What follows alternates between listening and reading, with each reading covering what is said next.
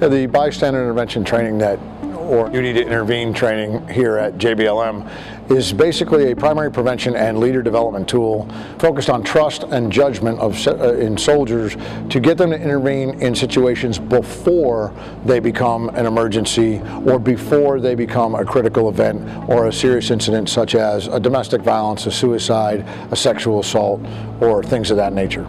The idea of intervention is to see earlier the emerging threat of a problem and empower people to intervene earlier in that cycle to therefore prevent it from happening in the first place.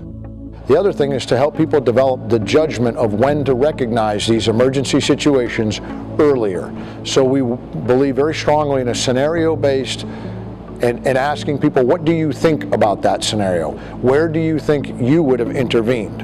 And by doing that, we focus their energy on what they would do when confronted with a potential situation. What the class is focused on is developing that sense in that soldier of, I have to do something right now.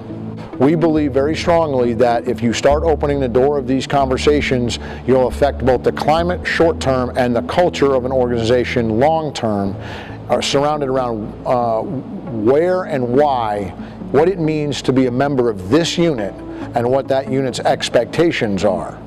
The soldiers are given an explanation of the bystander effect and diffusion of responsibility and the need to act in correct and socially acceptable ways. So that's factored into how unit norms are formed and how behavioral norms are formed.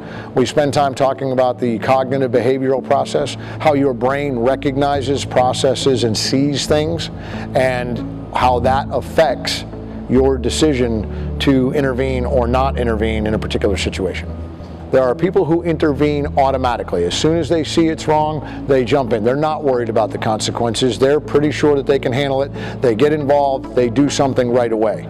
There's a lot of people who look around, they may recognize that something's not right, but they look around and they see what other people are going to do first. And there's a third group of people who don't feel the need to get involved, either because they think they don't know enough about the situation, they're indifferent to the situation, or it's not their obligation. So we talk about all three of those, and in the beginning of the training, you're not judged on where you stand. I just want to know where you stand.